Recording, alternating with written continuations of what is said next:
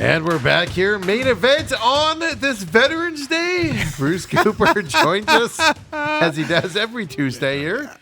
Bruce, first of all, other than it being Veterans Day, there's a parade downtown later on today, so don't go north from here. Okay. When you leave here, because the parade, I don't know what time it starts. I imagine 11 or so there. But Bruce made it in today, Dale. Yes, he did. I made it in, and I was just shocked. I was commenting, man. I mean, the freeways are.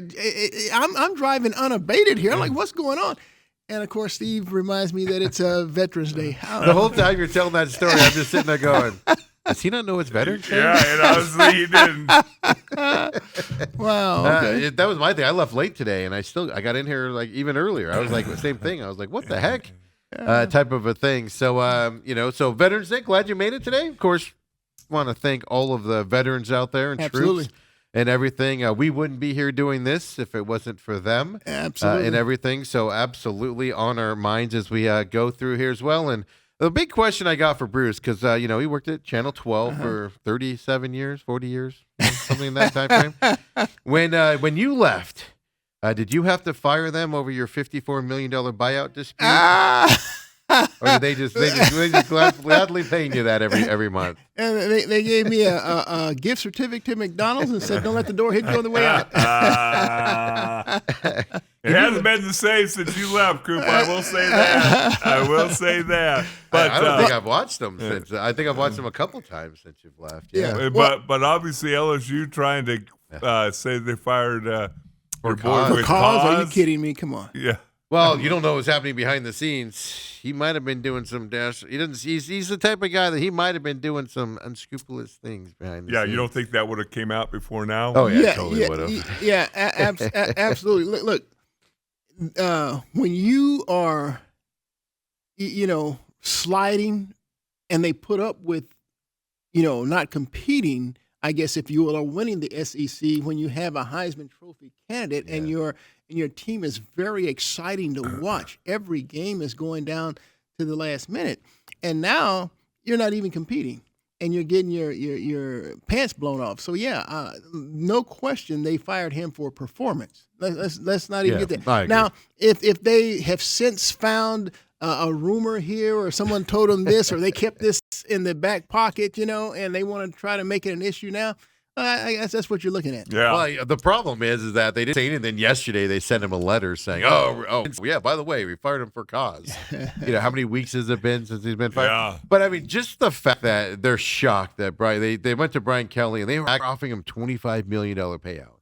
They owe him $54 million, and then they raised it to $36, and he's like, "No." The fact that they're shocked he said no is amazing to me.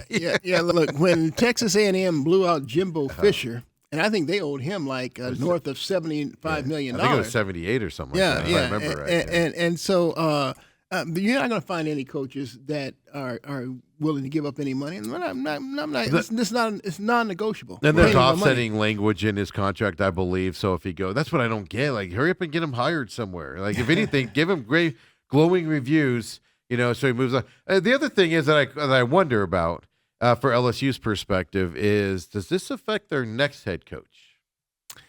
Well, it didn't at Texas A&M. I mean, in Texas, they have some really deep boosters and things like that. So I think when you look at LSU and you look at some of the coaches who've passed through there, like Nick Saban, I mean, they have a standard. Mm-hmm. And I think that they'll pay what's necessary to get to that standard. I just don't know, because I know Al Davis for a while there. None of the high end head coaches in the NFL could play coach for him. One, because he's difficult, but then two, and I was reading some stories years ago about the whole Lane Kiffin situation, and some of the high end coaches were like, "I'm not going through that. I'm not going to go through that if something happens and we don't do our job right and we get blown out." I will tell you this, as a guy who spent a year there, at the Raiders. I don't know about you guys, but all I ever heard was, there were no rules. All it was just win, baby. Make sure you're there to play on Sundays. Didn't care what else happened, partying, this, that. And then you get there, and that was the most paranoid organization of the three that I actually played for, where there were players were sure that there were secret cameras in the locker room to listen and observe what the conversations were. Al Davis would treat the equipment guy like his personal servant. Literally, you'd see I've heard Al that. Davis throw a towel at him and say, "Hey, buff my shoes." Yeah, I've heard of that. It was just this most dysfunctional franchise inside, but on the outside, boy, it seemed like everybody's having. You think of the left-handed quarterback, Kenny Stabler. Kenny Stabler and Matuzak and Well, Howie Long, John Madden. and all those guys just partying all the time, but they won, so that's all that was important. But then you get inside. Ooh. I remember, I think it was Warren Sapp when he was there, said, I saw he was either mic'd up or I saw something where he was literally on the field sitting on the bench and a phone ring. And like you just hear him say, and I remember it being Warren Sapp, but I remember him going, Al's upset about something. He's calling down to tell him what to do right now. Yeah. Something to that He effect. would. He would And call they were on just phone. sitting on the bench. You hear the phone ring, and I remember if it was mic'd up or what the situation was, and it was just like the players even knew when that phone rang what was going to happen, or something like we're going deep on this player or something, Yeah, and it's just yeah. like, what? So Look- I think these types of decisions can affect who you hire, who's going to come to your school. Well, no doubt, and of course, the thing I remember from Al Davis the most was the standard that he set. I mean, it became a one of those famous sayings: "Just win, baby." Mhm. And so regardless of what else maybe happened off the field or around the organization, just win. Right. And so that goes to what you were saying. And Yeah. and as far as it relates to LSU's next head coach, look, I've even heard rumors of Lane Kiffin. Well, he just re-signed at Ole Miss. Okay, well, I missed that. Yeah. Yeah, it happened, unless I dreamed it, which is possible. I think it happened over the weekend. Okay. On Sunday, yeah. No, what's interesting is nowadays, so when Franklin's fired from Penn State, all of a sudden the Nebraska head coach gets an extension. So some of these firings are Yes. getting guys paid. Yeah, look at Indiana's coach, Yes. Spaghetti. Yeah. Hey, how about? Did you watch that game on Saturday? I don't You even, see the highlight?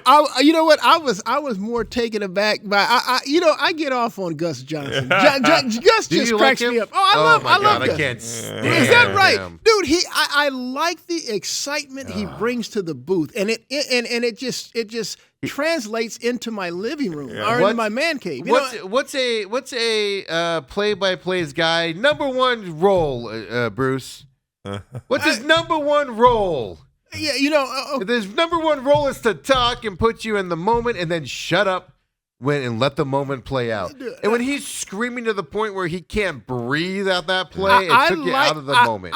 No, it didn't take it had me Wish I had that firing. video. It had me firing off excerpts of that call to people. I said, Gus, it's like when I watched the NC2A March Madness. Yeah. I mean, Right. that's where I first became a Gus Johnson fan. Yeah. I mean, dude. See, but it works in basketball. I don't think it works in football. I don't know. I thought it worked Saturday. I mean, Oh. I got off oh on it. my God. Yeah, absolutely. And so with that, it gets me excited. Look, it might be one of those deals where there is no gray area. You either do or you don't. I think he's one of those that He is. he's a polarizing figure. I mean, even Troy Aikman. There are people who hate Troy Aikman. I think Troy's fine. I don't know how you could hate him. Oh, he does a good job. I can see how you don't love him. But I was watching that moment. I was flipping through and seeing Indiana coming back, and I literally had to run it back because I'm like, "What is that noise?"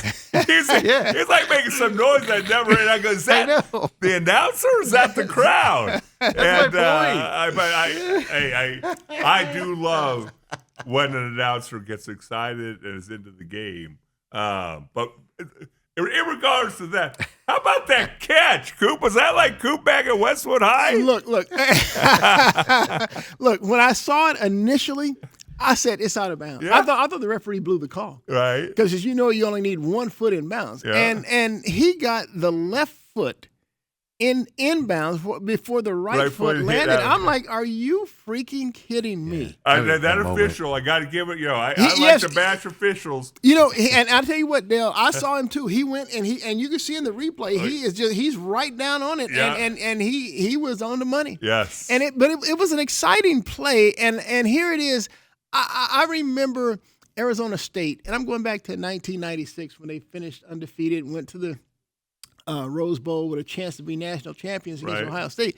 They had a game against UCLA when I remember during the regular season. It was such a great comeback. Multiple Jake's- overtimes, wasn't it? Yeah. Jake finds his way into the end zone, and it's just moments like those. And then there was an overtime game against USC at home. too. Yeah. But I think the UCLA one was like a 3 or 4. Yeah, overtime game, I'm just telling you, I just see that Indiana has that magic. There's sometimes when there's a certain season that takes place, and it's just no matter what, that magic is just there. I see it with Indiana.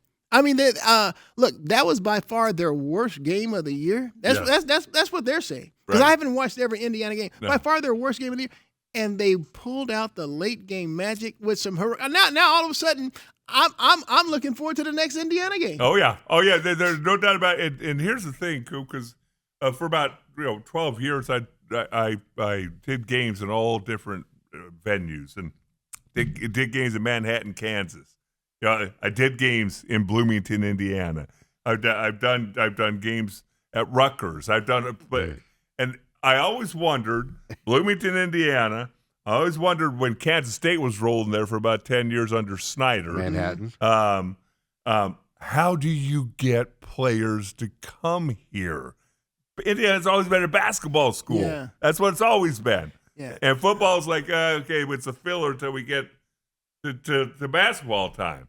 And this Signetti guy, Yeah. my goodness.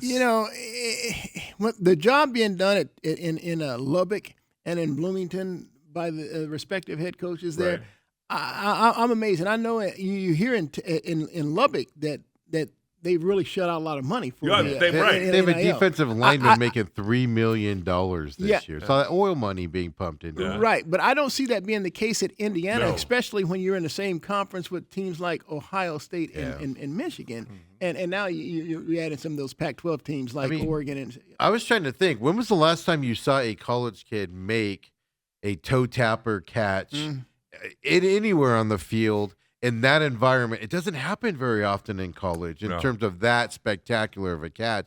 So for him to have the wherewithal, that's one that tells you they practice it all the time. and I It's believe just amazing to me. I believe that was a fourth down play. It was the end of the game if they didn't catch it. Yeah, And the defender pushed him, yeah. which is what which you is a do. good play. Which is Pushed him, and he still got the It's just the wherewithal of that kid in that moment to make that play is just that's what amazes.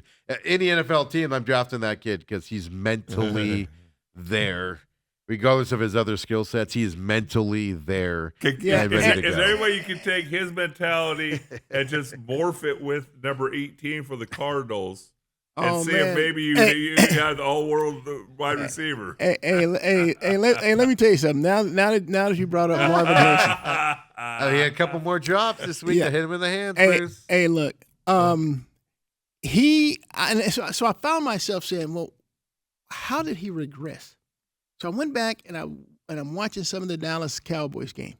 Bland is playing about 7 to 10 yards off, so he's able to get off the line unabated.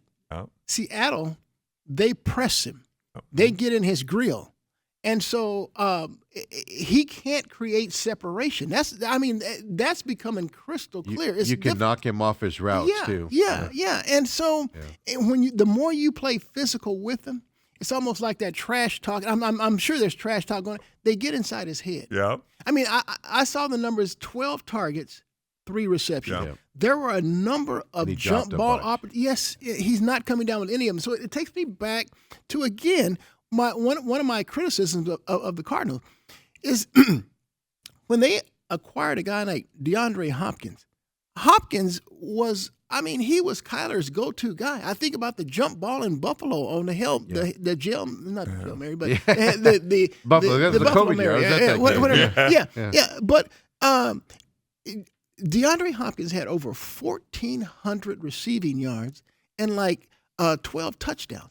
It matters when you're talking about these possession downs. There's times when Jacoby had to come off the field because he threw a third down pass that you thought maybe had Harrison would catch. He didn't. Now you're punting. But those balls were hitting him in the hand. Yes. And they're getting knocked out, or that goes back to what I was saying last year about him. He never wins a contested ball. With this year, he started to a little bit, but he's gone back to in this Seattle game. And I do believe it's the phicality that gets to him. I do. You see him get knocked off of routes constantly. Here's the thing. As I look at it, and I go, well, when you watch Marvin Harrison, number one, I thought with the added muscle and stuff that the reason you do that as a receiver is so you can swipe a cornerback away from you. Yeah. And again, I go up and press you. If you go, I'd go back and watch the tape of Michael Irvin. Michael Irvin, boom, swipe, and now all of a sudden you're open like that. Then the cornerback's playing catch up, right? Right. So a little bit slower. But it happens. And then here's the other thing, Coop, and this is almost as concerning to me as the drops. You do a little hook route, and the ball hits you in the hands, you drop it. I can't stand the way he acts, body language wise, after these plays. Are you saying he's lackadaisical? It looks like he did. It looks like he doesn't care. Yeah, and I'm sure he does. But it looks like he doesn't care. Yeah, and so it goes back to this, is that Kyler Murray's number one target last year was Trey McBride. Why? Because I think McBride had 111 catches, 121 catches, something like that. But no touchdowns till the end of the year. Well, it really. Okay, that doesn't bother me. Yeah, that doesn't bother me because he's getting you down there. He's sustaining drives, which your number one receiver should be doing. Yes, and so I just don't feel that until the Cardinals and look, I give Monty Ossenfort credit for this. He thought he was bringing in that number one guy, that DeAndre Hopkins for him. But clearly, that's not. And let me tell you how I bought into Harrison's offseason workouts and him adding all that pounds of muscle. I made him a high draft pick in my fantasy football league. I bought the Kool-Aid. Right. And so, yeah, you did. But clearly, he is not playing up to the fourth overall pick in the NFL draft, and that's really. I got one question for both of you, and you guys each take a turn to answer this. I heard and saw a little bit in preseason that they were going to start moving him. Yes. Okay, so if they started moving when we can sit here and wonder why can't he get out of Prescott? Why can't he? Well, guess what? He can't right now. So let's move him. You send him in motion that you can't be pressed. You go in short motion. Well, Dale, see that's my point. After last year, I said they have to go in and find a veteran or a speedy guy, somebody that is not going to allow any bracket coverages on him, somebody that can divert more attention to him, and that would give Harrison more freedom, like we saw in the Dallas game. Right. And they didn't do it. No, that's been my biggest issue with this offense is they don't move anybody around. When they put guys in motion, it's that play we talked about earlier. It's a tight end and a guard moving, at the same time and calling a play back. It's just I don't get why you're not putting your receivers into motion. It's give the them same thing space. that we were talking about, Steve, when the show started. The fact that we thought as a staff, the added weight, the muscle, the strength, that he will be better against press coverage. Now we're 4 or 5 games into the season. It's not any better. Yeah, so let's change something, see if that works. Well, that again brings me back to the Cardinals organization or the coaching staff. Right. Because, see, Dale, as you guys know, they run a lot of 12 and 13 personnel. Uh-huh. And if you're doing that, you're relying on a guy like Harrison to be the guy that gets open downfield. You don't have a lot of people that are bringing people out of the box. I mean, if you're going up with people that can really, if they play the too high shell or the one high safe. I mean, look, you play him one-on-one and that high safety. If Harrison get behind him, he moves over. But you're playing too much of a run type personnel, and it's not wide open. And so I just think it's a great misfit Kyler. His best years were certainly under Cliff Kingsbury. Why? Because they had more of a spread offense, Yeah. and so and they moved their receivers right, around. absolutely. And so now you can get more movement, and that's when the Cardinals were 7-0, 10-2. I mean, Right. granted, when they started to go down, when Hopkins went down, but that should get something going upstairs. Yeah. You know, I can take you to other quarterbacks when you took their top receiver away. They weren't the same. All of a sudden, Aaron Rodgers goes down the hill when Devontae Adams leaves him. Right. There's only one couple quarterbacks I can think of that it doesn't matter who their receiver is. It seems like they're okay, and that would be like two of the greats, like Patrick Mahomes and Tom Brady, who's no longer playing. But other than that, you need that guy. Yeah. And I look at Matthew Stafford. You know, I don't know how many years he played in Detroit. They can't even win. They can't even get to the playoffs. Can't win the division. Can't get to the playoffs. He comes to L.A. You give him some guy like Cooper Kupp, and he had Robert Woods. Dude, they're off to the Super Bowl. Right. And then when it matters when you if you give now he has Puka Nacua and Devontae Adams, and now all of a sudden the Rams have a resurgence. Oh, and Devontae Adams is so wide open down the field. All It's he does is ridiculous. catch touchdowns. It's just, you see that one where he just blew the door. It was one-on-one coverage, and that defender had zero chance. He was just wide open in that. Yeah. He could have stopped, had a lunch, and then caught the football. Yeah. You know And what? with the What's way he fascinating? runs, but- I know we're going to go to break here, but we didn't get a chance because it didn't happen when Coop was here last week. Talk a little bit about Kyler Murray and because you got put on IR after you left last Yes. week, and your thoughts on that because Oh. I think it's fascinating. Well, You're not going to say it now because Okay. we're going to Yeah, go to break. let's do the break first, then we'll come back to this. So we'll figure out what your theory is. Yes. Because I'm documenting. I'm starting to hear other people come around to my theory that he's not even hurt. That he's not hurt. I heard some prominent people around the Cardinals starting to float that a little bit yesterday as well. So we'll talk with that with Bruce coming up, and then of course I got a big JG and coaching staff issue with this Cardinals. We'll see if Bruce agrees with me or doesn't with this coming up as well. Of course, Suns talk, college football, ASU this weekend, and I got a Brett Brennan question for you there, Coop. How about that Uh-oh. Wildcats? Uh-oh, he says. Come on back, folks. The main event with Bruce Cooper.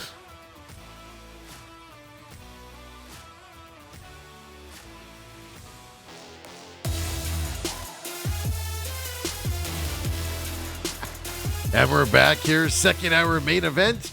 I'm, of course, your humble host, Stephen McCollum, 17-year NFL veteran, Dale Hellestray, and the man, the myth, the legend, Bruce Cooper's here as well with us every Tuesday as well. So going into that, we're talking obviously some Cardinals here and that disaster of a game on Sunday in there. But, it did happen last week after you were gone with Kyler Murray in that situation. Your thoughts on what's happening there? Well, if it were truly an injury situation, that would have been addressed prior to naming. He was practicing on the Yeah. Tuesday before Right. that Monday night game. He's been practicing every week, Yes. but he's been limited.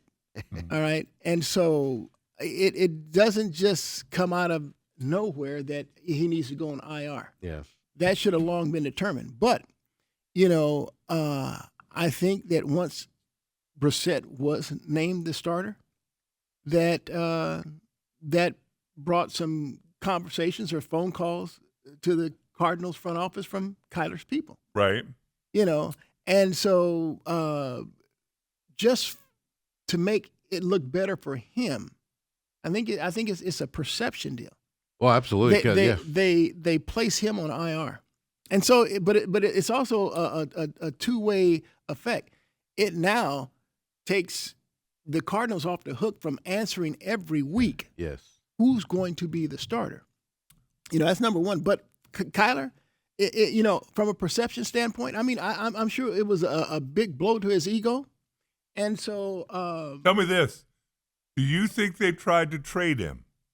And when they couldn't trade him, they decided to put him on IR because it coincided with trade deadline. I don't believe that they tried to trade him at the trade deadline because when you're dealing with that kind of money, Yeah. there's just teams already have their cap situation already situated. I think there And was 3 teams that could fit him underneath their cap if they traded for him. Okay. Is what I think I and saw. so then you're limiting. So if you're going to trade Kyler, and then and at midseason, that shows desperation for one. And now that means you're not going to get the same type of value back in return. So I don't think that was a consideration at this point. I think they would look for the off season to where they can better sit down, negotiate the best trade for them to get back in return. Nobody's trading for him. They're going to have to cut him. Well, nobody's trading for him. That's probably that could be true too. But I do believe that a trade will take place. Really? Yeah, because if teams are going to say, okay, I'll just wait for them to cut him, and I went through, and there are a number of teams that would take Kyler Murray. Yeah. And so if you're the New York Jets for one, yeah, I want Kyler. But what if Kyler decides, hey, I'd rather play for the Vegas Raiders? Yeah, you're awful there in New York. Yeah, or I'd rather play for the New Orleans Saints. And so if you're the New York Jets, now you missed that opportunity. No, I get it. And so that's why I believe a trade will take place, because there are a lot of teams that are desperate for a quarterback. And let me tell you something. If you're the Jets and you're going to bring in a guy making, $40 million a year off of top of Justin Fields that you just brought in, Aaron Rodgers beforehand, you're going to bring in another question mark in a trade? Hey, let me tell you something. Ooh, fan base. I feel sorry for that fan base. Absolutely. And so here's the deal. Just look at it. They spent a number 2 overall pick on Zach Wilson. Yeah. A number, I believe Sam Darnold was a 3 overall pick, or he could have been the 2. He was up there. Yeah. And so you brought in Brett Favre. They had Geno Smith even. You brought in Aaron Rodgers. Yeah. I mean, they have tried a lot of things. But here, they have a guy in Kyler. And see, I actually think Kyler is in the upper half of the quarterbacks in the league. And when I say that, I mean, there's a cutoff point, there's a midpoint, 16 teams, because there's 32 teams. Mm-hmm. I think he's in the upper half of that. How far in the upper half? I would say anywhere about around 10 or something like that. So I think he's right at that level. He's 13, 14, or 15. I would be fine 15, 16, 17. Yeah, but not 10. Yeah. Whatever. Right, I mean, I don't disagree. It's just he's got a lot of question marks around him. And the team that's going to trade for him is going to have to deal with their fan base and a lot of skepticism. Well, here's the deal. I look at Baker Mayfield. Baker Mayfield, first overall pick in Cleveland. I mean, he was unceremoniously booed out. I mean, he was like the Kyler Murray in Cleveland. All right, so he goes from Cleveland to Carolina. He can't win the starting job there. Yep. From Carolina, with Sam Darnold, no less. Yeah. From Carolina, he's in L.A. with the Rams, and you knew he wasn't going to be a starter there. He was backup. But you sent him to Tampa, and look at what he had around him in Tampa.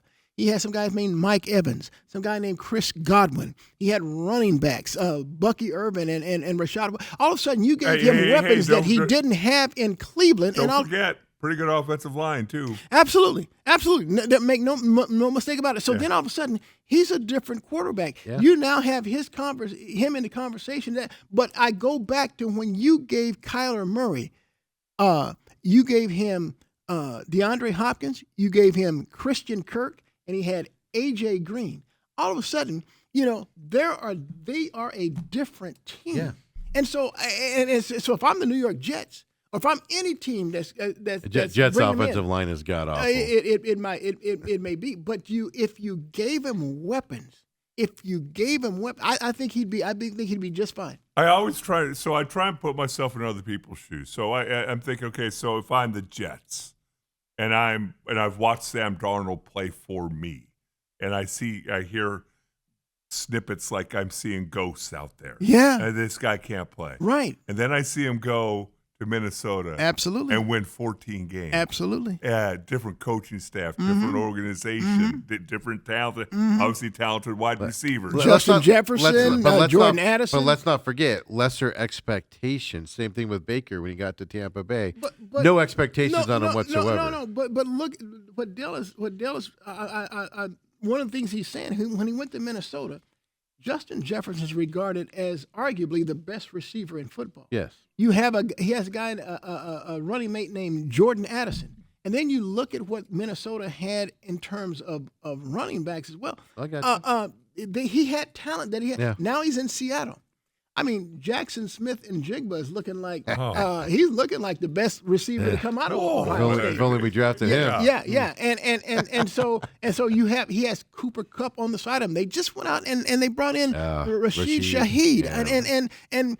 And you look in the backfield, Walker and Charbonnet. He has That weapons. rookie kid that came out of nowhere and Yeah, had big I running don't plays. know who the heck he is. Exactly. But they have weapons, and I'm just telling you, if you give these guys some weapons, and like I said, I go back to Monty Ossenford. I thought he had given Kyler a weapon, but it's clear it doesn't matter who the quarterback is now, because Jacoby Brissett just showed you could target this man 12 times and he'll drop all these contested balls just like he did for Kyler Murray. But that says more about the program. The Cardinals does. are in the It same does. category as the Jets. It does. No matter Absolutely. who you bring in, they don't give you the assets to perform Absolutely, it does. year after year. It matters. I after mean, year. you were talking about the same organizations: the Cleveland Browns, Yes. the Jets. New York Jets, Carolina. Yeah.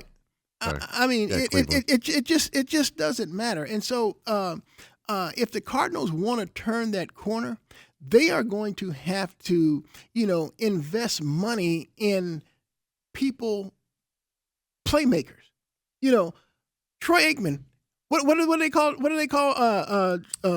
Michael Irvin. Yeah, that's the playmaker. Yeah, exactly. Yeah. They call him the playmaker. And then who do you have in backfield? Yeah. Another Hall of Famer, right? Yeah. Yeah. I mean, it matters. And I'm now Troy Aikman. I'm not trying to say Troy Aikman is a slot, but I mean, because I'm not. He's a Hall of Famer himself. understand. But he benefited No just like doubt. just like Irvin and Emmett. They benefit from each other. They make each other better. That's what happens. And one of the best offensive lines, maybe in the history of the Yeah, NFL, yeah. but it was that period for sure. Absolutely. I'm a firm believer in quarterbacks.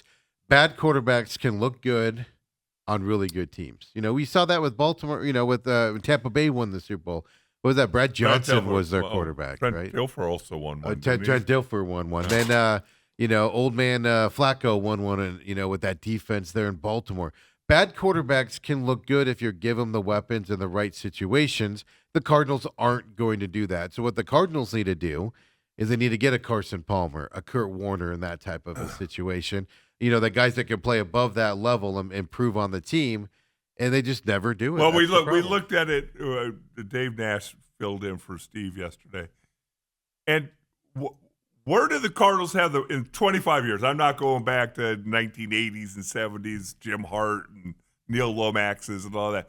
But in the last 25 years, who has given them the best chance for success? Two retreads. Two retreads. And Kurt Warner, who came here and he wasn't supposed to start. He had a bad thumb. Yeah, but I'm gonna start with Kurt Warner. Let's look at his playmakers. Yeah, Some guy named Larry Fitzgerald. Yeah. Some guy named Anquan Bolden. Yeah. Some guy named Steve Breston. Yeah. And Preston. all those guys had over 1,000 yards receiving. Right. And look, and it took a guy like Kurt Warner to get into it. But look, Kurt was in New York, and he couldn't get it done there. And some guy named Eli Manning is drafted and makes Warner available. I remember how terrible Warner looked in New York. It was bad. He looked washed up. I'm just saying that. I'm just saying, and Kurt is a phenomenal talent in terms of. I mean, this guy, the way he can process and see things. Look, it's no coincidence that he tutored Tyler Shuck at Desert Mountain, and Tyler Shuck now had a pretty good game in New Orleans. I mean, he had a good tutor. So you had Kurt Warner, though, and then Carson Palmer. Well, two guys who admitted, Bruce, especially Kurt. I don't think anybody was super excited when they signed him. Because Cardinals had drafted Matt Leinart. Yeah, it's like, he's going to be a backup and whatever. Yeah. And then Carson Palmer. And one got to the Super Bowl, another one got to an NFC Championship game, and won quite a few games. But those are two guys that they found kind of on the and both old of them are thrown to a guy who will catch those 50-50 balls. Yes, Some guy named Larry Fitzgerald. Yeah. I mean, somebody can move the chains for you. And like I said, Larry's had a lot of bad quarterbacks. He's had a lot. So of he bad got used to catching bad passes. and so all I'm saying is that I just don't think that the Cardinals have done a very good job of putting talent around this team. I mean, for a very short period of time, we saw what Kyler Murray could do. Because I tell you what, I'm not necessarily a Kyler Murray apologist or anything like that, but I do like mobile quarterbacks. I like the Patrick Mahomes, the Josh Allens, the Lamar Jacksons, the Kyler Murray. I like guys that can make plays outside of the box, when things break down. So I'm that kind of guy. And I watched so many quarterbacks come through Arizona that weren't that dude, didn't have that going for them. So I kind of get excited about a quarterback that can help you. But to help him, I gotta do my job in putting people around him that can make his job easier. Tell me this: do you think if they went out and got an upper echelon receiver through the draft or free agency, that would help Harrison? Absolutely. I really do. Look, let me tell you something. Tua Tagovailoa, he was being trashed. Well, you said that so good, Coop. I did an Alabama game. I tried that one time. My whole staff said, you got to try it one time. Yeah, Tua from that time. Yeah. He was being trashed because they said, we had a chance to get Justin Herbert, and Tua, he was just bad. All of a sudden, they acquired some dude named Tyreek Hill. Yep. They drafted some guy named Jalen Waddle. And all of a sudden, Miami becomes this team that's just so dangerous. I mean, they draft a guy, Devon Achane, running back. They had so much speed and whatnot. And when anytime Tua got concussed and he was out, they weren't the same. But all of a sudden, the narrative around Tua changed because you put weapons that he could he could throw a simple slip screen. And they could do the rest. And I'm saying that's all you have to do. Yeah. I really believe that's all you have to do in Arizona. But they don't run those plays. No, they don't. But if you got that type of talent, you got that type of coach who would make those things happen, you're in pretty good shape. Now, I will say this. I watched the game Sunday in Seattle, and everybody is praising Jacoby Brissett. They're saying his 3-game narrative is what he'll do that Kyler won't do. He'll stand tall in the pocket. He'll hold it. Until a receiver gets to the top of his route, he'll take the punishment and he'll let it go. Well, I give Mike McDonald and the Seattle Seahawks coaching staff a lot of credit. They said, that's very true. He said, guess what? We're not going to give him that time. We're going to blitz him. And Jacoby's that guy that tries to hold on to the ball. So he's holding on too long and they're getting to him quicker, and he's fumbled twice. I don't know if you can say he held on the ball too long when he literally was getting attacked the second they caught the ball. But that's my whole point is that there's a reason why a guy can be in the league for 10 years, be a starter for 3 different teams, and then it's been decided that his best position is that as a backup. Yeah, but at the same, I put this out on Twitter in the middle of this game. Where are the quick release throws for Jacoby Brissett? The coaching staff is the problem here, Bruce. And you're getting to my point. See, Jacoby was never a guy that had that quick release. But I want you to know this. In the third quarter, we finally saw an adjustment relative to that blitz. So it's up to Jacoby to recognize the hot reads and stuff. Yeah. But when he threw that touchdown pass to Trey McBride, they brought the blitz. He got it out quickly. But granted, the ball was tipped, but it still went to McBride for a touchdown. And so I'm like, dude, that's what you should have been doing earlier in the game when these things are coming. And I'm going to tell you, that's why I like mobile quarterbacks, because see, Seattle, they don't throw these cover zero blitzes at Kyler Murray. Well, no, because he'll get outside. Absolutely. And he'll fight him open. So that gets me to my point. That's why I love the mobile quarterbacks. Right. And so, look, I love Jacoby Brissett for the things that he's done. I mean, there's no question. You can't take this away from him. The Cardinals' offense looked better under him than they did with Kyler Murray. Mm-hmm. You can't get it. That's the eye test. It tells you that. No question about it. But here it is right now. Brissett is what, 1-3 now? And I'm not going to blame him.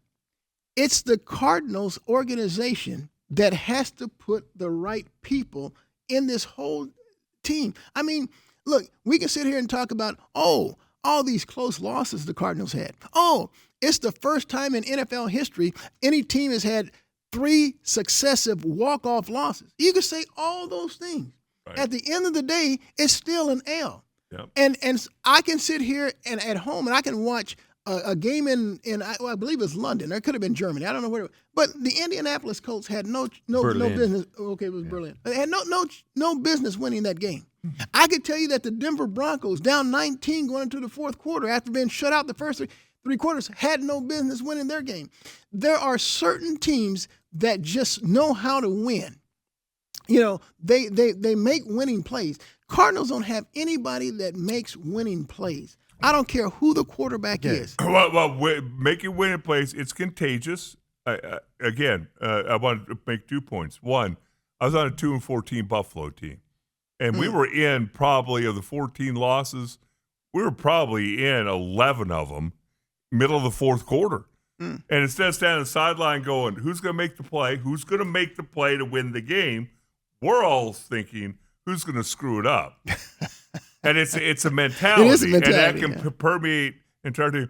And the other thing, I don't care who's your quarterback, this offensive line has regressed horribly. And I don't want to bring up my guy again.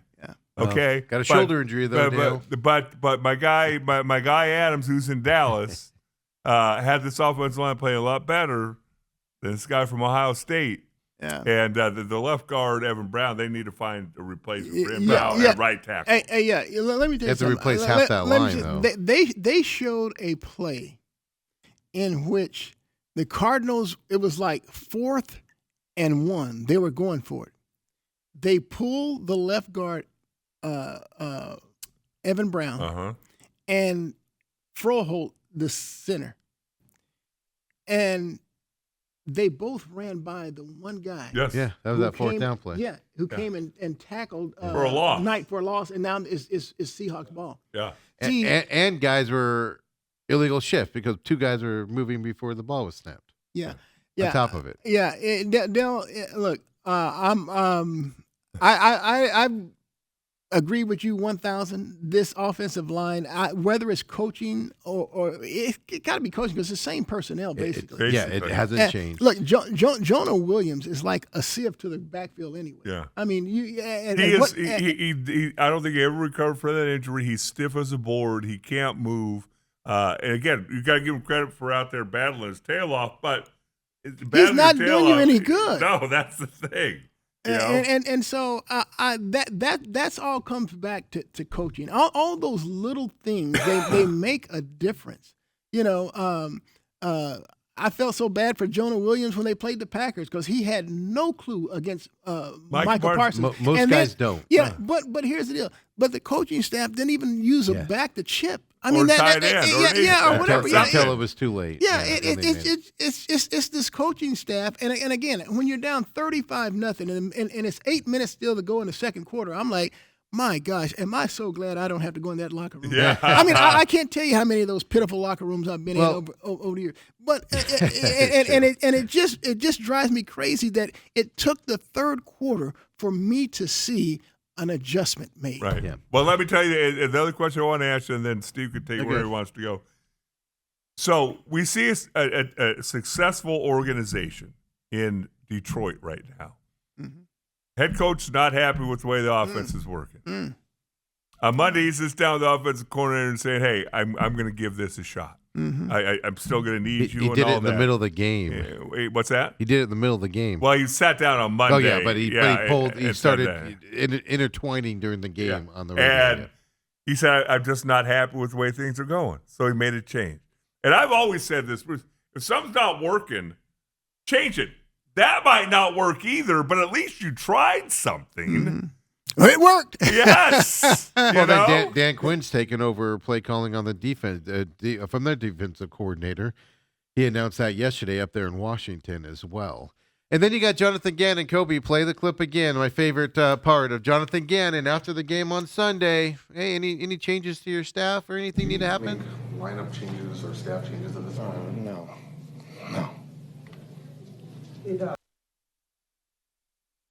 Yeah. Well, that's just part of the problem because, like I said, you can't wait. You can't wait till the third quarter or halftime to start making adjustments. Right. It's 35-0 now. Game's over, dude. You got TVs on the sidelines now. And again, this isn't a one platoon system. Your offensive linemen aren't turning around playing defensive line like a 2A high school football. Yeah. You Okay. know? Okay. So check out. It's no question that from a preparation standpoint, that Seattle outfoxed the Cardinals coaches because that's evident.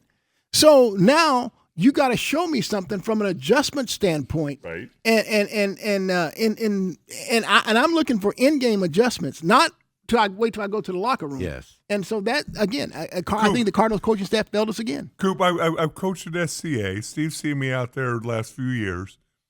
I can make adjustments with guys going from defensive line to offensive line about, hey, they're playing a different defense than we expect them to play. So we're changing our pass protection call to this, and we're going to start running power instead of counter, and let's go with that. And boom, you're out on the field. You got entire series to have the offensive line, quarterbacks, wide receivers to make adjustments.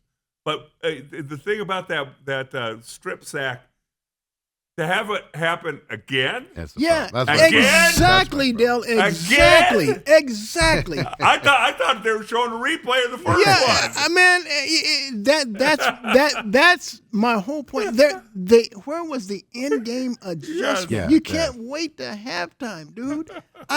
That's where I draw the line, and for Coach Gannon to continue doesn't mean behind the scenes things are. But to sit there and just scoff at the guy reporting that no, there's going to be no changes.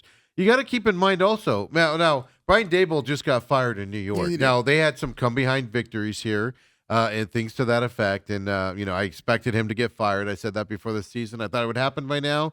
But Dart and Cam Scatterbo kept him around a little longer than I thought they would. Right to going into that. But teams are making changes, and the Cardinals are sitting here saying, nope, nothing. What changes have they made? We're seeing the same mistakes in the game repeatedly. The biggest thing to show you here, Brian Daboll and Jonathan Gannon, Daboll was there for 4 years. This is his fourth year. Jonathan Gannon's in his third year. Their records are pretty much the same. New York made it to the playoffs one time. Daboll did and got blown out. Gannon's never been to the playoffs in his 3 years either. But the Cardinals are 3-12 in the NFC West with Jonathan Gannon as your head coach. You are uncompetitive in your division, let alone anywhere else. So one good year last year where they finished with 8 wins, 9 wins, whatever it was, and you still are getting dominated in your division. Well, I think this sums it up. So you draft a receiver, 4th overall in Marvin Harrison. And there was Malik Neighbors, Brian Thomas, other receivers on the board. But I didn't have a problem with this because I agreed with Monty Austinford here. But let's look at the guys that he has playing next to him. And you tell me if they do anything for you. Greg Dortch, Zay Jones, Simi Fehako. Not anymore. He has a wrist injury. Xavier Weaver. I mean, and then you drafted a Michael Wilson who had a history at Stanford of always being hurt. Yeah, those are the receivers that you are trying to augment or make part of your receiver room. Right. And it does nothing. And I'm like, is this a financial situation? I mean, come on, man. I can find you guys sitting in their living rooms at home who've had better, like Robert Woods, just sitting at home, not doing anything. I mean, there are receivers there that have a better history, a better pedigree in the NFL than any of the guys I just mentioned. Right. And you don't do anything to bring. Well, here's the thing: when Steve first played that clip of Jonathan Gannon, the proper answer there is, hey, anytime you get beat like we got beat today, I need to go watch film, and I will get back to you on Monday or Tuesday about changes that will be made because this is unacceptable. And leave it at that. No. His press conference, I don't have this clip, but his press conference yesterday, which is Monday press conferences tend to be a little bit more of a, hey, we need to do this stuff moving forward, right, as opposed to Sunday. We collectively allowed that to happen, all of us in there. So you can take that on the chin. Unquote. He's not even taking responsibility as a coaching staff. He's blaming everybody, the players and everybody, that we allowed that to happen yesterday in his press conference. There's no responsibility. Jonathan Gannon thinks his system's right, and we just gotta figure out we're doing everything right. We just gotta work harder at it, or whatever the heck he says. It's disgusting. They don't know what they're doing. They have no clue what they're doing. They're doubling down and tripling down. It's getting worse. And it's infuriating. Yeah, I think they felt that it said, wow, look, see the way Brissett's playing right now? We can buy ourselves another year, guys, by just saying that, hey, Kyler's the problem, Right. and we got Jacoby Brissett. But see, that went sideways at Sunday in Seattle. Well, now going forward, there's going to be a lot of teams now that are going to look to bring pressure. Absolutely. And so how do the Cardinals respond? The simplest thing to do is to put a running back next to your quarterback and stick that guy running up the middle. Yeah, well, they refuse to do it. But who's you going to do that with? And will he hold up against a blitzing just linebacker? Slow him down for a second. Both of those fumbles, he was throwing the half of a millisecond would have given him time to get that. How about ball. a hot read? You throw in. That's my I've point. always been told. That's my point. You throw in behind that blitzing linebacker because the guy's open. because there's an open zone there. You have to identify where the hot. I just said you have to identify where the They hots don't- are and get rid of it. They don't do it. Every receiver's running a 10-yard comeback pattern and on every play. It's ridiculous. But Jonathan Gannon, 0-6 in 2023 against NFC West rivals. 2024, 3-3. This year, 0-3, obviously, to start the season. And you got the 3-3 Niners last coming year? out of it. Yes. Wow. Best success year for them out there.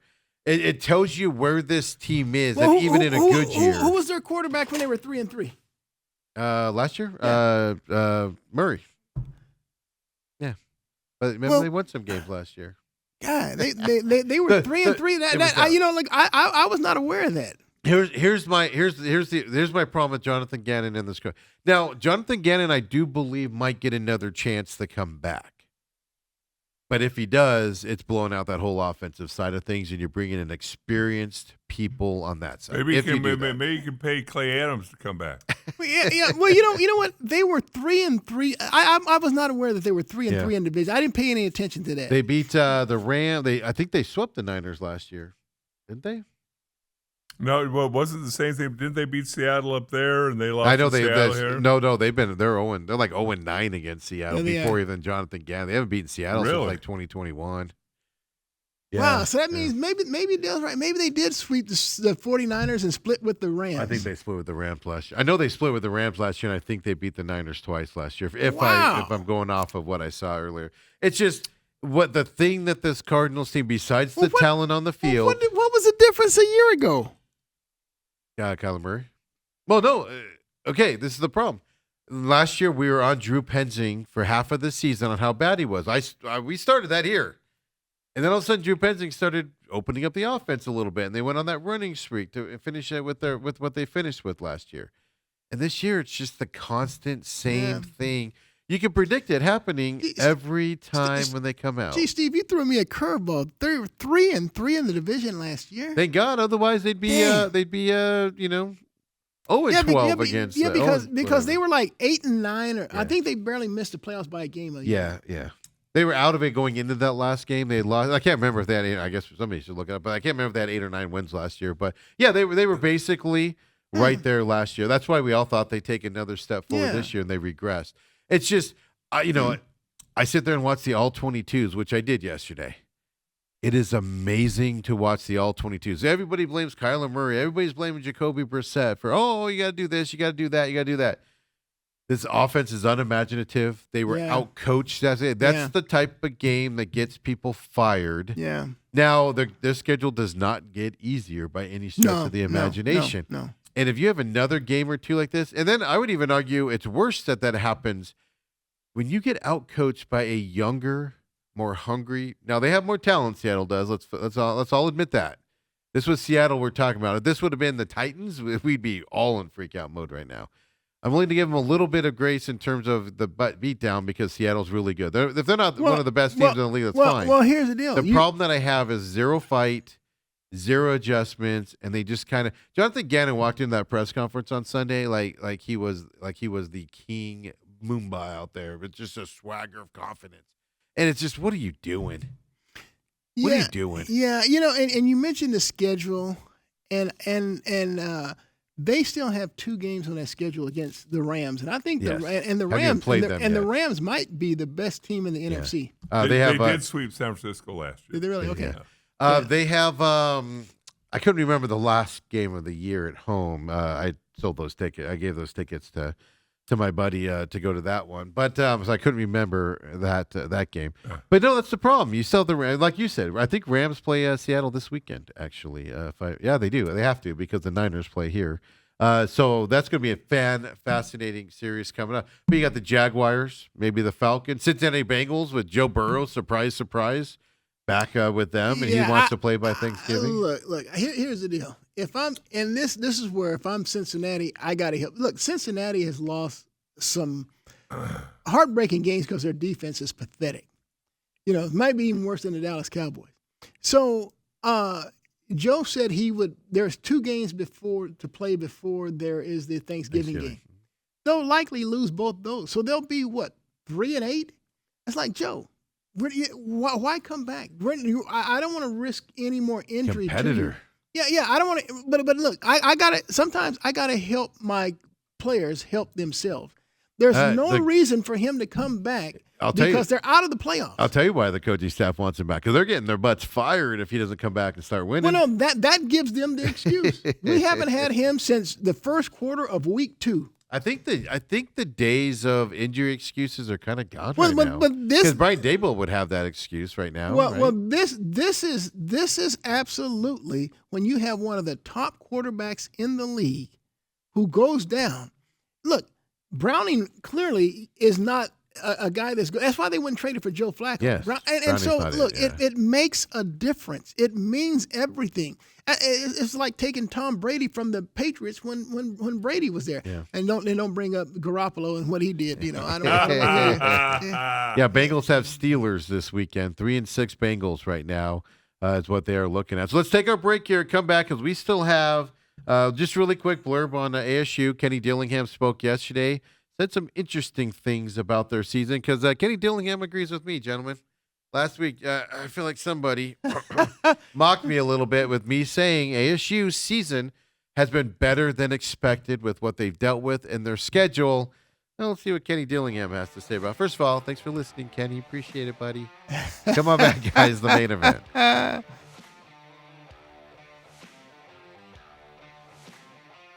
And we're back here. Robert, somebody chimes in and says the Seahawks are 9-0 since Sunday, January 19th, 2022.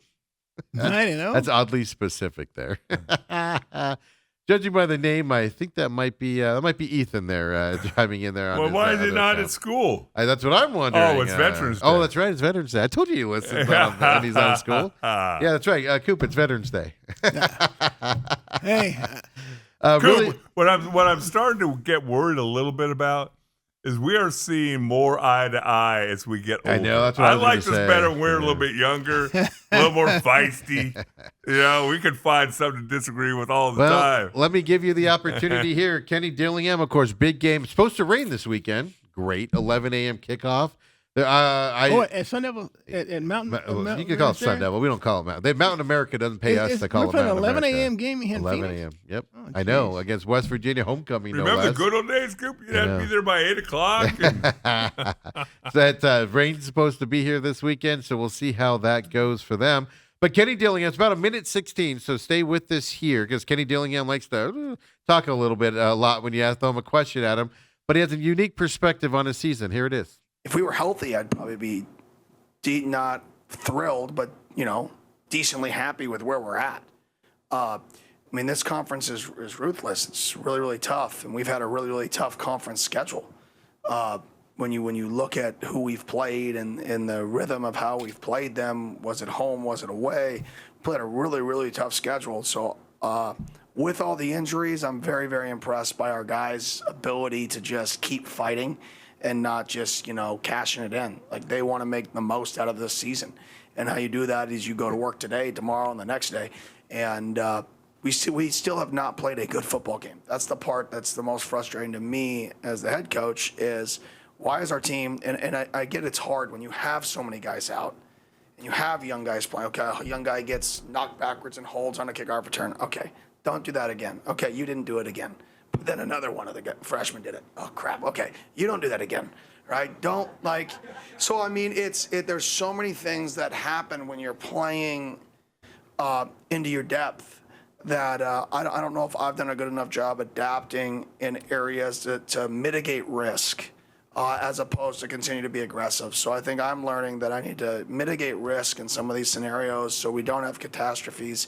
And so, it may not be the best thing, but the negative side isn't as high. So I'm happy with where we're at. We've got a lot of season left to be played. I hope our guys are rejuvenated and ready to go these last 3 weeks because we face a team that's going to hit us in the face this week. Man, what a genius Kenny Dillingham is right there. Genius. Well, let me just put it like this. I'm not with Kenny Dillingham on that at all. Really? I'm not. I really feel they should be 8-1. They're 6-3. They had Mississippi State beat on the road. You don't allow a 58, 68-yard touchdown pass in the final second to lose that game. Zero, now, granted, that was a non-conference game, but I'm still my overall record 7-2, and I still had Sam Levitt as my starting quarterback. Granted, he was getting knocked from the game and wasn't there for that last series at home against Houston, but they never should have been. Houston's already starting their backup quarterback. Right. They're playing, and they came into your house after you've already dominated better teams in your house in Texas Tech and TCU, and you allow Houston to pretty much dominate the game. And so it's inexcusable. In my mind, they should be 8-1.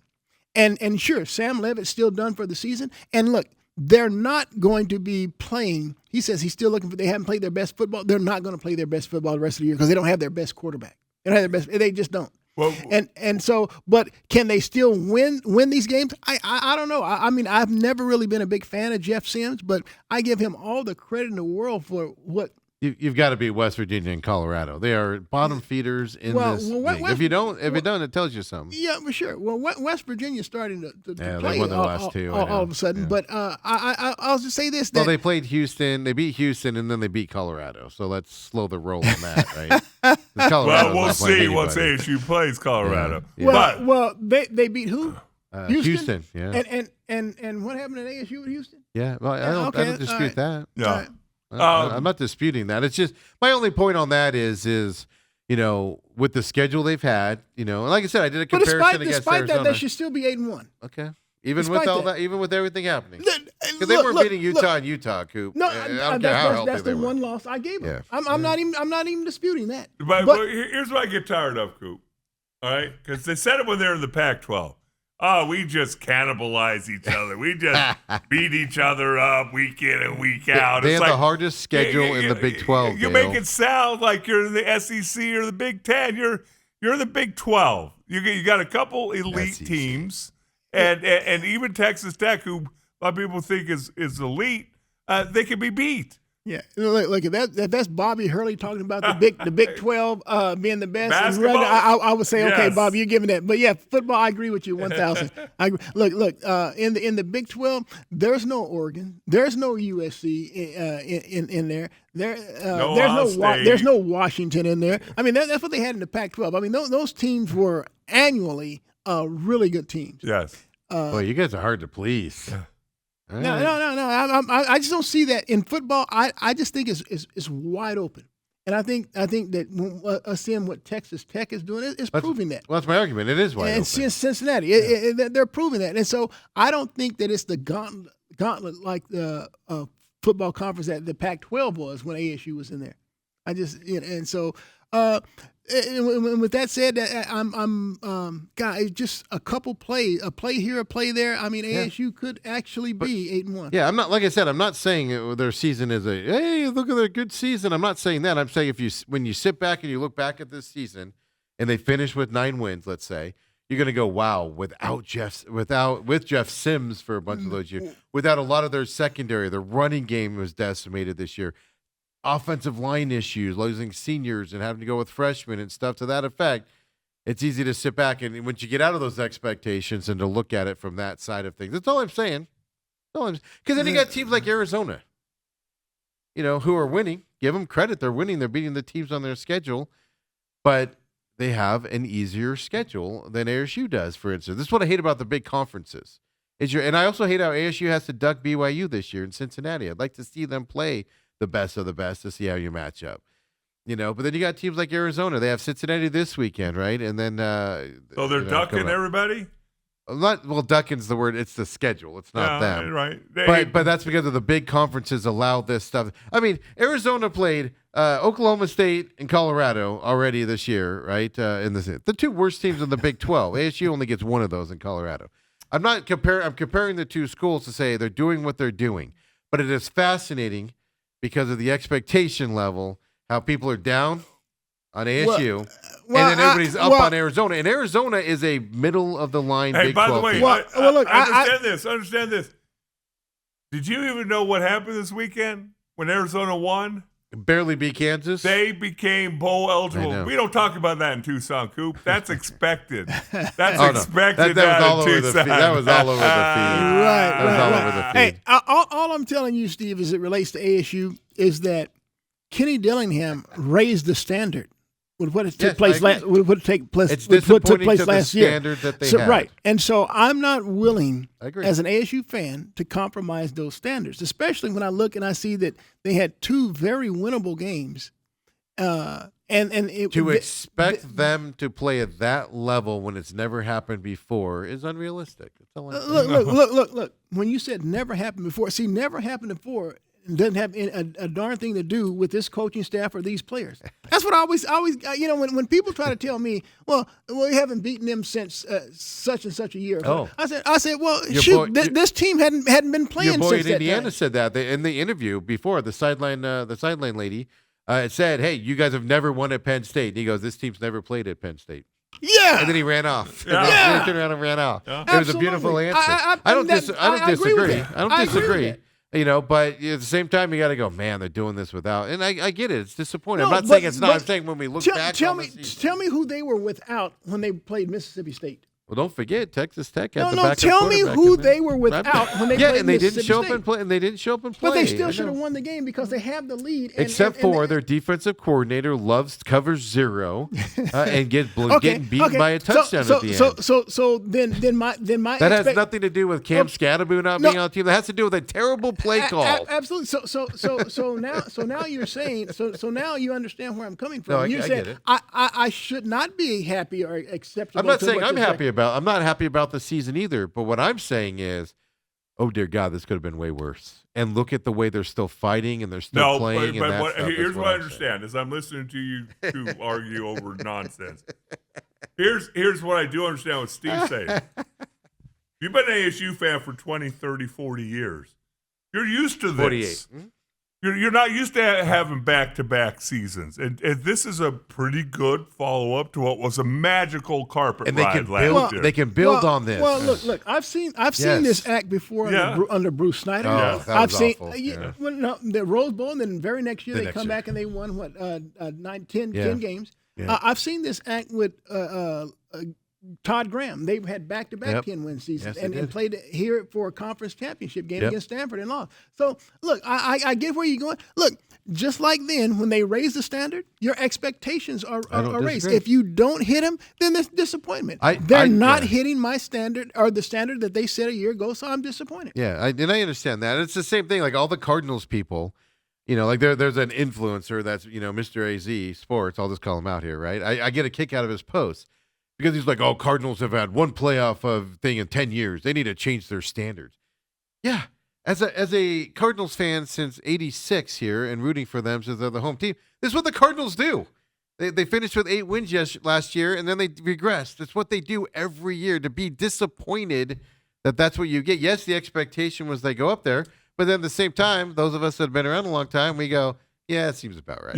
Valley fans have been beaten down so often. That's what happens. As you just kind of get used to it. You're just kind of like, well, here we go again. And it's like, all right, let's see what'll happen next year. Can we rebuild this? Or I even put it out on Sunday. Great, another coaching staff change. Just what we need in our lives here in Arizona, right? Another thing to look at here. I mean, Ketel Marte seriously being looked at to be traded here coming up because his 10-6 rights and all that stuff come due this year. 10-5 rights. 10-5 rights, and that means 10 whatever, right? Whatever the numbers are. 10 years, five of the five, organization. same team. So basically, Five, gets a same no team. trade clause, et cetera, on that front. Diamondbacks.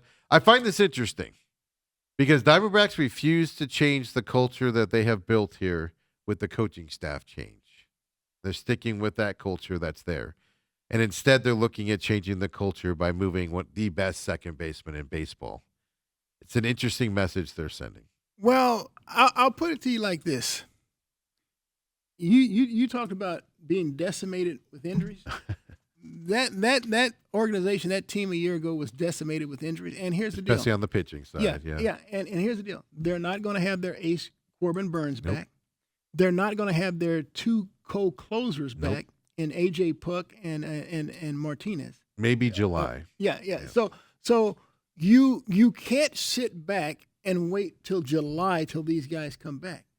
You have to go out and you have to address the issues of starting pitching, the issues of closers, and that bullpen. You have to. And so what's the best way to do that? Well, if you don't have those players on the farm, you have to do it via trade because they're not going to be big spenders in free agency. Yeah. They're just not there, not how they're built. So what is their best chip, their best tradable chip in terms of return? Well, yes, it would be Ketel Marte. Yeah, Corbin Carroll. Why don't we trade Corbin Carroll then? I'll tell you why. He'll get you a ton. He's got a favorable contract. He's got all that. I'll tell you why. It's called youth. It's called years. See, I got a guy that's in his 20s versus a guy that's 32. It comes down to the attitude. Yeah. Well, you look. We haven't even gotten into him his availability, His shenanigans. or things like that, or his non-availability or whatever. Yeah. So we haven't even gotten into that. But I from that standpoint, I could see where the Diamondbacks would use that chip, and I will say this, that some of the young talent on this team on the farm can be found in the middle infield. They have a lot of middle infielders that sure. could come up and have success. And I do like what I saw from Blaze Alexander at third base to the point to where, I'm okay with coming back with him. He may not be the big stick that we had with Suarez, but he has I don't want to say a Brooks Robinson like glove, but he has a cannon. So he has a nice glove and a cannon for an arm. So I liked him at third base. So I'm not really sure where you are with Jordan Lawler. I want to see what he can do. He's not getting opportunities to show he if gets he's hurt the every guy. time he blinks his That's eyes. the problem. But they have other middle infielders. I'm not willing to throw Lawler out with the bathwater. Right. But they have other young middle infielders on their farm like Tim Tawa, like Groover, like Gino Groover, and people like that are kind of interesting. My issue with the Marte trade is you're not going to get the equal value back. You're going to get less. So if you're just trading Marte for prospects, a garbage trade, don't even do that. You need top level talent that is major league ready today coming back for him. Right. If they traded Marte, trust me, it would be for someone with major league experience. I don't trust the Diamondbacks to do anything. Oh, there's no way you could trade Marte for just prospects. If you're looking for starting pitching or you're looking for bullpen help in return, don't trade Marte for bullpen help or closers. Those guys are come and go. Okay, so even the good teams don't have closers for like 4, 5, 6, 7 years in a row unless they're like Hall of Fame material. Okay, closers come and go in years and twos. But starting pitching must be the spot. But are you going to pay the guy? You bring in. No, okay. Let's look at the world champion. Go get Skubal. Let's look at the world champion Los Angeles Dodgers. Yeah. Okay, do they have any starting pitching? Because let me tell you something, they would be interested as heck in a Ketel Marte. Do they have any starting pitching outside of Yokomoto that you'd be interested in?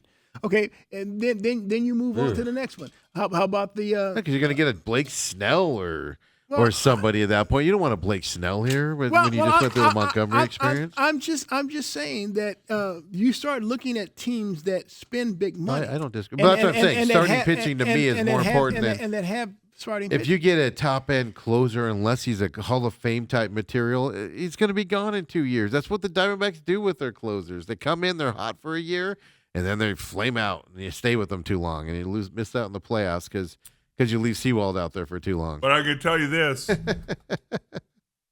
because I know this is the next subject we're going to touch on real briefly as we're running out of time. I think by moving Ketel Marte, I think that you're not losing as much as you think you are, because I think that he's a downer in the clubhouse, a lot I like agree with you. Kevin Durant brought this team down, and it's more and more evident with each passing game that I see this new Suns team play. And the guys that were here last year play. We talked about during the season last year.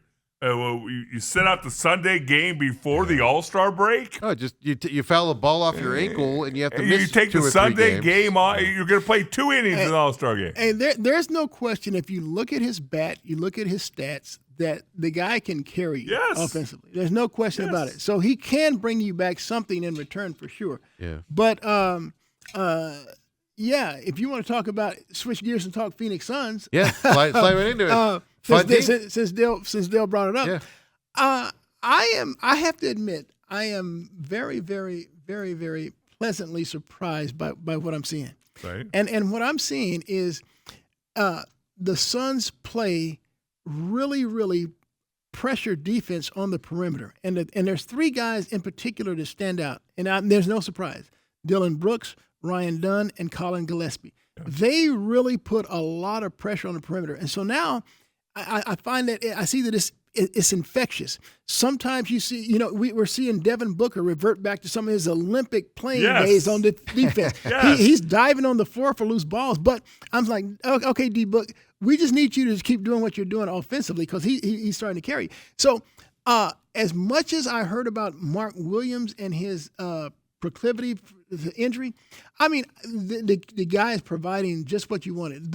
He's running. The rim protection and running. And here is the thing that I love the most from this Phoenix Suns team. I love it the most.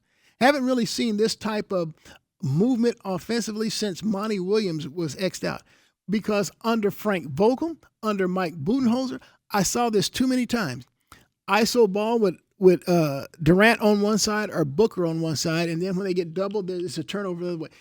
Now we're seeing a lot of on-ball screens, a lot of back cuts, a lot of moving. No one stays in one position. There is a lot of half-court movement, and so now, as a result, I'm seeing some guy named Grayson Allen, just light it up from the outside. Some guy named Royce O'Neal just lighted up from the outside. And so those are 2 guys that I was looking to trade at the trading deadline. But the way they're shooting, the way this team is moving, and it's so unfortunate that Jalen Green suffered that re-aggravated that hamstring injury, because the way he can get to the paint and kick, I mean, and then when he was in it's amazing. He had 29 points in his season debut, and this is what I love the most about this team. They look like they're having fun. And I point you, I don't know if you guys were watching the game last night. Grayson Allen is 1-3 away from establishing a new team record. Yep. And so the whole team knows it. And there are 2 players on that bench that seem that they enjoyed it more than Grayson Allen, more than anybody. And neither one of them were on the team a year ago. Mark Williams and Jalen Green. I don't know if you saw their reaction. Yeah. They were overjoyed. Even during the interview that they were trying to do with Grayson Allen postgame, Jalen Green and Mark Williams both came up. I mean, they were they were happier for Grayson Allen than Allen was. You hear about Devin Booker talking about, man, he needed that. Everybody on the bench knew it. the team is aware of it. They're pushing. Grayson Allen even says in an interview, I love Phoenix. I love the fans. They embrace me. The teammates embrace. They enjoyed it more than he did. And so this team, for the first time in 2 years, looks like, and I should go back more than that, because even when they went to the finals, Monty's last couple of years there, you could tell something wasn't right. I mean, obviously, his attitude with Aiden and all that. Yeah. That brought a cancer. And then who was the other center he had a problem with? Ran him out of town. The European guy. Anyway. Big white guy, the foreigner. Nurkic. Nurkic. Yeah, it's just when that happens between coach and players, I think it goes negative. Yeah. And so, but this team, they're having fun. They're enjoying themselves. I'm finding myself smiling and laughing with them from the joy that they're having. But more than anything, I love the half-court movement. There's no more iso ball. Everyone's moving, and it just becomes infectious. How many times over the years did you see last second and a half, last shot in the half, last shot of the game, Devin Booker dribble, and then end up with a fall away three with two guys in his face?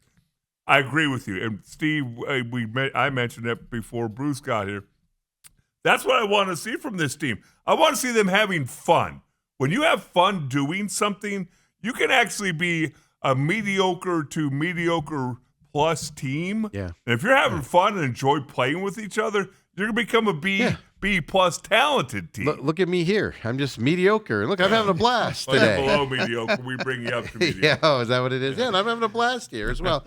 I mean, but the thing that tells me what this coaching staff is putting together here, you got to give them a lot of this credit, is the players, like you said, players look like they're having fun. The crowd and the building look, now they're winning, right? They're 6-5 now. They're what, 5-1 at home, I think. So they're winning at home, so the crowd's into it and stuff. But then like Mark Williams, he'll defend the rim, get the rebound, and he's running down that court, which is making the other. You can literally see, especially in those Clippers couple games, just end of last week. You can watch the Clippers had no interest. Zubac had zero interest in running up and down the court. And you see this with this team. That's why I think they cover their 33. I think that's why they get at least to the playing game, is because this team playing like this is going to beat some teams that don't like to play this time of year. And they are doing it. They're playing hard, and it's fun to watch. And this coaching staff does not get enough credit. I'll still knock them for Malawach and Fleming's playing time. Get them out there, man. Now's the time to get them out there, right? Before you get into January, February, March, and he's not doing that. But other than that, I like what they're doing. Well, let me tell you another thing that I'm seeing, because you mentioned the bigs. I mean, all their bigs, Richards. Yes. I'm not doing service by just saying Williams. Also, Iguodala, they're all running the court. But here's the deal: if you watch the game last night, and we still know that the closest thing to a traditional point guard that the Suns have on their roster is Colin Gillespie. Yeah. But if you're watching last night, look at the different people that were bringing the ball up the court. Oso Ighodaro was bringing it up. Yeah. Royce O'Neal, Grayson Allen, Devin Booker. I mean, they don't have any one guy that they're limiting it to, and so it creates. There's this involvement. You know how if you feel like you're in the game. Well, what's it do for the defense? Yeah. It energizes you. It puts you in the game. You're because before they're looking to either have Booker or Bill bring it up, and then they're looking to ISO them, and everybody else just stands around. So now you don't have that juice or that flow or that vibe in the game. I'm telling you, Jordan Ott. I got to admit this: when the Suns named him the new head coach, and then you found out that there was a small Michigan State tie to it. I'm like, oh man, here we go again. Yeah. I mean, please. But I'm gonna tell you something. This guy, I like everything I'm seeing about it. Now, I was critical of him earlier because I like you. I wanted to see more of Man, which they call it Malawach, and Fleming. I want to see more of your two top draft picks play.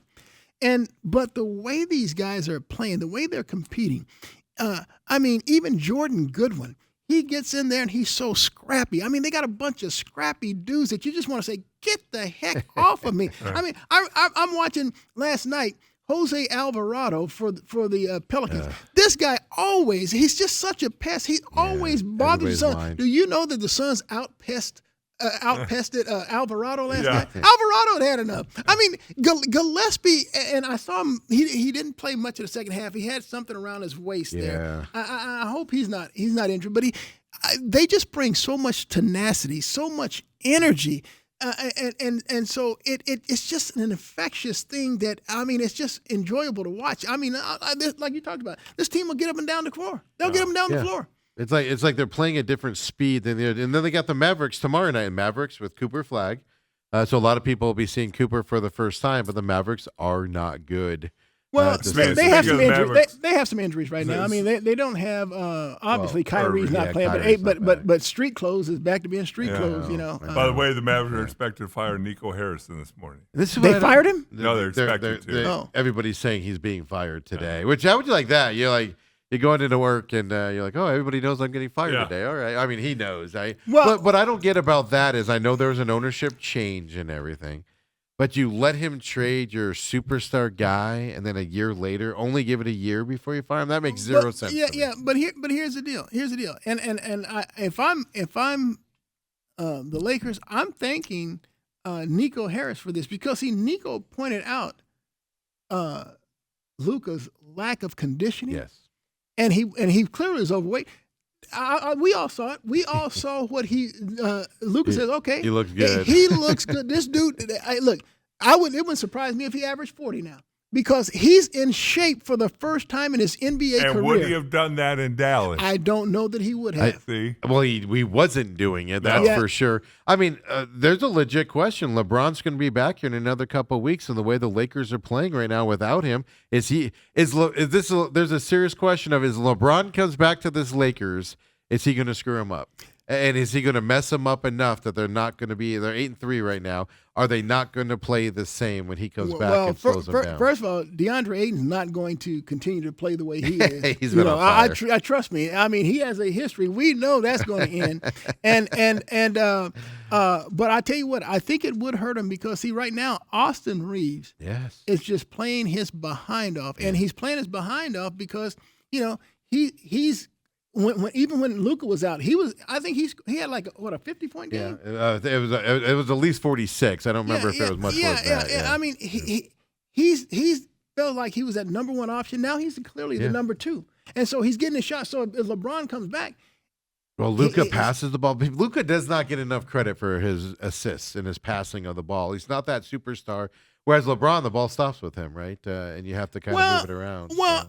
I thought that in LeBron's career, he got criticized too much for not being the guy that would take that shot. He was always deferring. Passing it. Yeah, and so that was early on, not yeah, anymore. yeah, and I just don't think that the Lakers will be able to sustain this. I really don't. Luka, by the way, is 30. I don't think so. I think their age is going to kind of. But Luka took an obvious. The Mavericks are pretty much the same team. They added obviously, street clothes there, but he took them to the Western Conference Finals with minimal talent. So why can't he do that with the Lakers? The difference is you didn't have. Kyrie Irving could play within that system. Can LeBron play within that system? Luka's averaging 37 points and 9 assists a game. DeAndre Ayton has a 67% field goal Hey, percentage. right DeAndre now. Ayton might be 16 all points NBA per this game. year. What's he averaging? I think he's averaging 16 and a half. double-double, right? Huh? 16 and a half points. 8 rebounds. Is what he has, yeah. Is it 8 rebounds? Yeah. He like a game I watched him the other was last week, late last week. I mean, DeAndre had something like 28 and 18. I'm like, that ain't gonna last. That ain't gonna last. So Coop, appreciate you coming and joining us always on Tuesday. Jonathan Gannon, who in this Cardinals coaching staff, if you had to predict right now, is not going to be here after the season? Are they going to make changes? I think they do because look, if you look at the rest of their schedule, I mean, I only see maybe 2 wins. So that's a 5-12 record, man. 5-12 ain't gonna cut it. Right. Yeah, and I think of coaching staff. I think in terms of tickets, which I know they don't care about tickets as much as they used to, but I think you have your fan base turning apathy here, and that's the biggest. And especially if they're blowouts, there will be big changes. The ugly ones. And I don't know if you can keep. Now the Giants are doing that. They fired Daboll, but they're keeping their god awful GM on the other side. Of it right now, and he's going to lead the search, which I don't know what the Giants are doing. So if you do have to make a change in head coach or a lot of the coaching staff, do you keep Monty at that point? I think Monty's safe. I think. Look, I can take you back to 2012 and see no owner likes to be blown out. Yes.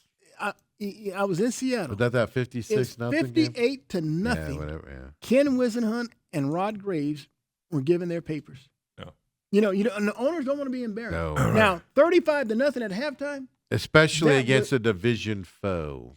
Absolutely. Take that That's why people are calling 35 to nothing at halftime the second worst that they ever seen associated with the Cardinals, because 58 nothing was the worst. Yeah. Yeah. But at least this team, they started to come back. They gave a little fight in the second half. And I do know this that both it was smoke and mirrors. both of their touchdowns were like a fumble inside the 5 and another interception. Then they had that 79-yard drive for a touchdown. Yeah, and then it was the fumble. Yeah. That's what Seattle so does. They get the big lead and then they let off. I know. I get that. All I know, Coop, is I won some money because at halftime, the Cardinals were plus 33, and I took them. I figured Seattle would let off the gas a little bit, and sure enough, winner. Robert says, "I'll take Shohei for Marte." I'm not going to argue with Robert, that. I like that. But I'd rather have Yamamoto. I'm not going to lie to you. Yamamoto is a better pitcher. At least. Oh, stop. I'm with Robert. Give me Shohei. But by the way, if you get Shohei, are you selling the team within 5 years? So you had to play that deferred money? Right before you have to start paying it, you unload it. Coop, as always, thank you. For everybody else, have a good Veterans Day out there. I know there's parades all around town today as well. So watch your traffic out there as well. And we'll see y'all tomorrow. No other shows here today due to the markets being closed, etc. We'll be back tomorrow. Regular schedules. Come and join us, would you? The main event with Bruce Cooper on Tuesday.